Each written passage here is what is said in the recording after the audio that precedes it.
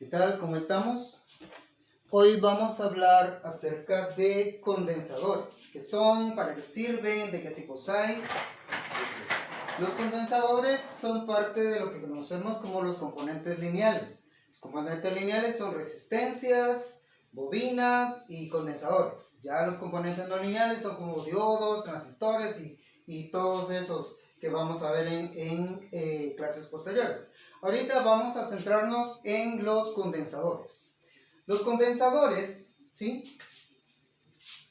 Conocidos también condensadores como capacidades o capacitores, ¿sí? Son componentes que se utilizan básicamente para almacenar energía, ¿sí? Entonces, poseen una propiedad que se conoce como capacidad. La capacidad es la habilidad para almacenar energía dentro de un campo eléctrico. Entonces, los condensadores básicamente son almacenes de energía y van a estar construidos a partir de básicamente tres elementos, ¿sí? Un capacitor es en esencia dos placas conductoras, placa conductora, ¿sí? Frente a otra placa conductora separada por un elemento aislante, lo que entendemos o conocemos como un dieléctrico o en contra de la electricidad. Eso significa dieléctrico. Entonces, cuando nosotros tenemos un conductor,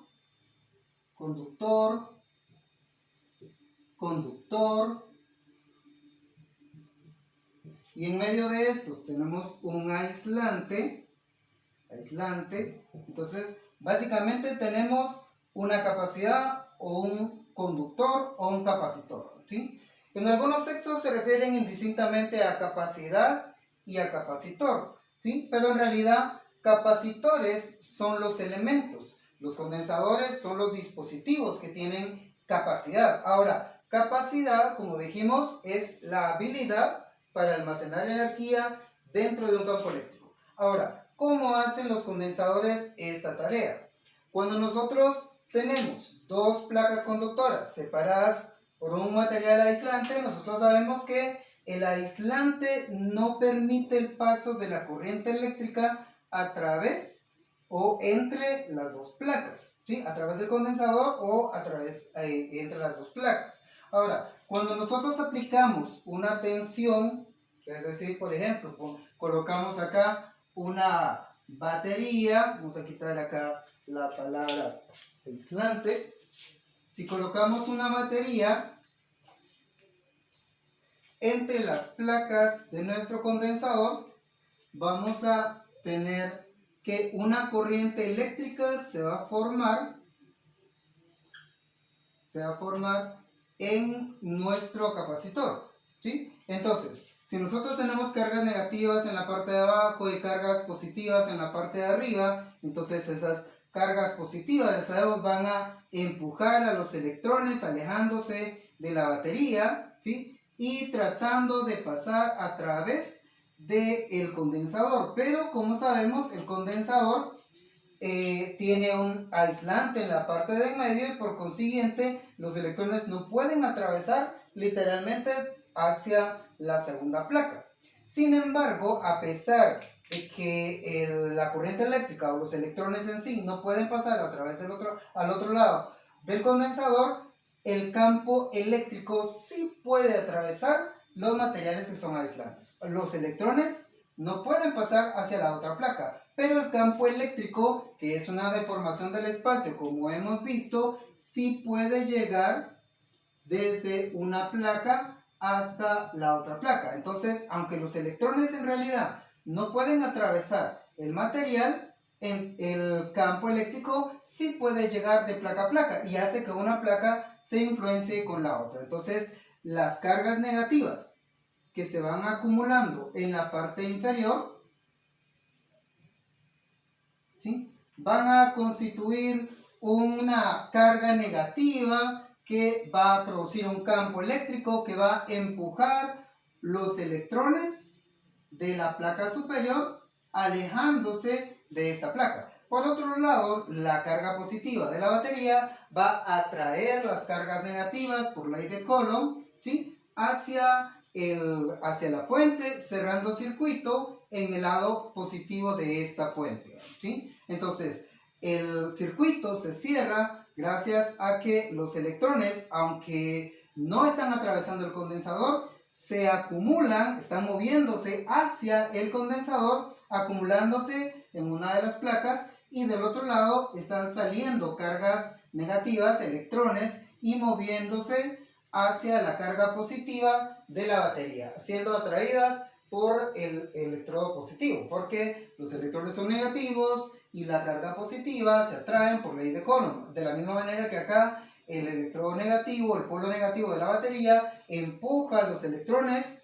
porque los electrones son negativos y negativo con negativo se repelen según la ley de Coulomb, ¿sí? Entonces, de tal manera que los electrones van acumulándose en la parte inferior, y cada vez que los electrones de la parte de la placa superior salen del condensador, van a dejar detrás de sí un ion positivo o una carga positiva.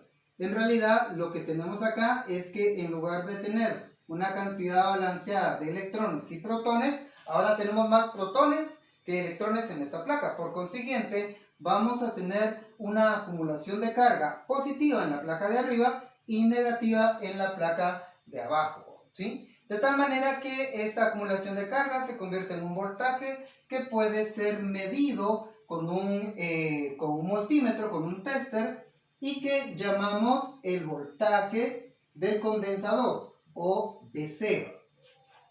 El voltaje del condensador entonces va a ir creciendo en la medida en que las cargas negativas se van acumulando en la parte de abajo y las cargas positivas van saliendo del condensador y cerrando el circuito hacia la batería. Entonces, cuando están dejando cada vez más iones positivos, la carga positiva va aumentando hasta el punto en el que este voltaje, ¿sí?, crece y alcanza el voltaje de la batería o el voltaje de la fuente.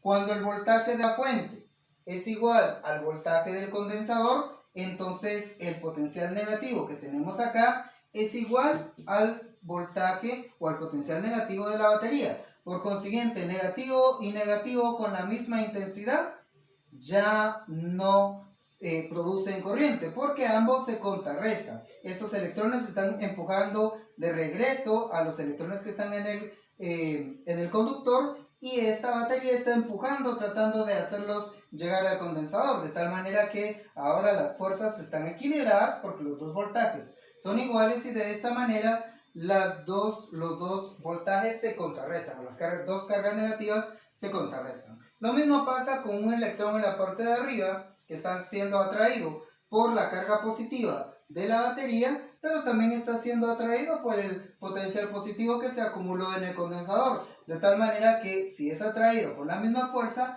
este electrón ya no se mueve de su posición. Quiere decir que nosotros tenemos un movimiento de cargas a través del condensador, ¿sí?, solamente hasta el momento en el cual el voltaje del condensador es igual al voltaje de la fuente. Cuando el voltaje de la fuente y la del condensador son iguales, el movimiento de cargas se detiene. Quiere decir que solo es un pulso mientras se está cargando el condensador, y una vez cargado el condensador, entonces ya tenemos allí un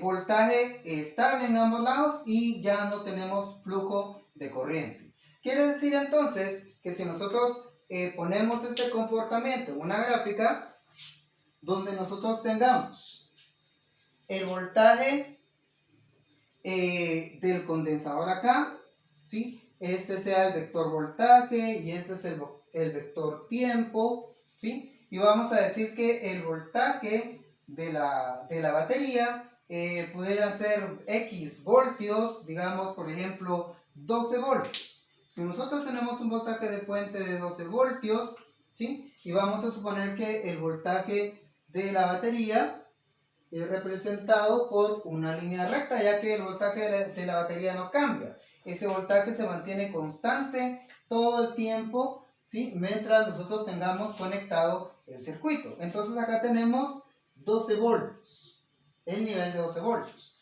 Si nosotros representamos la carga del condensador, vamos a tener que el condensador, cuando está completamente vacío, el flujo de corriente o el incremento de la corriente es instantáneo. Vamos a tener que la corriente va a ser casi infinita. No es infinita porque todo el sistema se quema, pero es muy grande. Y a medida que el voltaje del condensador va creciendo, entonces esta corriente va haciéndose más pequeña. Entonces, inicialmente vamos a tener que la corriente es muy alta, ¿sí? Aquí viene desde el infinito, no lo ponemos porque no cabe en la gráfica, ¿sí? Y va decreciendo de manera exponencial hasta llegar hasta un punto en el cual la corriente se hace cero. Viene desde el infinito, tiene corriente máxima, ¿sí? Pero la corriente va disminuyendo paulatinamente, ¿sí? De manera que a medida que se va cargando el condensador, ¿sí? La corriente se va deteniendo, ¿sí? Ahora, cuando la corriente es cero, eso significa que el voltaje del condensador ha alcanzado al voltaje de la fuente. Recordemos que 12 voltios es el voltaje de la fuente. Vamos a poner acá voltaje de fuente. Es igual al voltaje de la fuente o el voltaje de la batería, ¿sí? Ahora, si el voltaje del condensador inicialmente era 0, ¿sí? Entonces vamos a tener un crecimiento también exponencial y que crece de manera acelerada, muy rápidamente, va creciendo y a medida que va alcanzando el voltaje de la fuente, la velocidad con la que se va incrementando el voltaje va disminuyendo hasta el punto en el que el voltaje del condensador, que sería este de acá, el voltaje del condensador, ¿sí? Alcanza el voltaje de la fuente. Y cuando eso sucede, cuando el voltaje del condensador es igual que el voltaje de la fuente, entonces la corriente es totalmente cero. Ese es el comportamiento que nosotros esperaríamos de un condensador en condiciones normales, cuando le aplicamos un voltaje directo. En el instante en que cerramos el switch y empezamos a cargar el condensador, sucede lo que tenemos en esta representación. El voltaje del condensador se incrementa hasta alcanzar el voltaje de la fuente, ya no sube más arriba del voltaje de la fuente, no puede, ¿sí? Porque la corriente se hizo completamente cero. La corriente inicia muy alta, dependiendo del circuito, por supuesto, y va descendiendo hasta que cuando el voltaje del condensador y de la fuente son iguales, su valor de corriente es igual a cero, ¿sí? ¿Estamos de acuerdo? Entonces, en este caso, nosotros tenemos el comportamiento de un condensador. Ahora, esta habilidad que tienen los condensadores para guardar energía está determinada por ciertos factores. O sea, por ejemplo, el tamaño que tienen las placas, mientras más grandes sean las placas, ¿sí? Mayor va a ser la capacidad que va a tener para poder guardar ese voltaje o esa carga, ¿sí? Mientras más pequeña sea la distancia entre las dos placas, ¿sí? Mayor va a ser la cantidad de energía que va a poder guardar este condensador. El número de placas también es muy importante. Si tiene más placas conectadas ahí de manera entrelazada, entonces, o tenemos condensadores en paralelo, ¿sí? El número de placas significa que vamos a poder guardar más energía y entonces vamos a tener más capacidad. Y finalmente, el dieléctrico determina mucho la cantidad de energía que se puede guardar o la capacidad de este condensador. Entonces existen condensadores de diferentes tipos, ¿sí? Y todos son llamados según el tipo de aislamiento que tenemos. Entonces el aislamiento es muy importante porque de hecho es lo que le da el nombre al condensador. Entonces, por ejemplo, el condensador electrolítico, que es el más común, ¿sí? su dieléctrico es un aceite que llamamos electrolito, pero ya vamos a entrar a esa cuestión. Entonces, finalmente vamos a decir que la capacidad se puede medir y se mide en unidades llamadas faradios. La capacidad se mide en faradios. Y se identifica con la letra F mayúscula. Ahora, un faradio es una capacidad. Normalmente los condensadores no se encuentran en faradios, sería muy grande, ¿sí? O solo los industriales. Entonces se utiliza una unidad más pequeña, que es la millonésima de faradio, o conocida más bien como el microfaradio, que lo representamos de esta manera. Esto se lee microfaradio.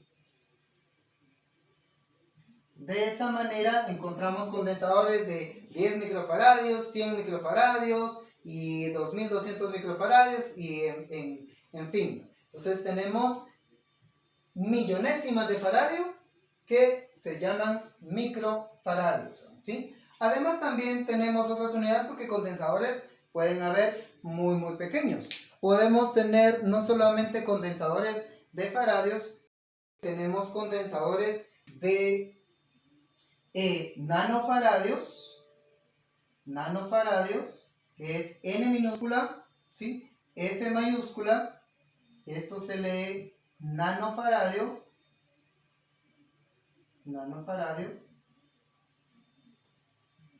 ¿sí? Existen condensadores de nanofaradios y también existen condensadores, mientras más altas fueron las frecuencias, se necesitaron condensadores más pequeños, y entonces hay condensadores que son de picofaradios. Picofaradios, ¿sí? Significa millonésima de millonésima. El microfaradio significa millonésima de faradio. El nanofaradio es una mil millonésima de faradio. Y el picofaradio es una millonésima de faradio, ¿sí? Entonces, eso se lee picofaradio.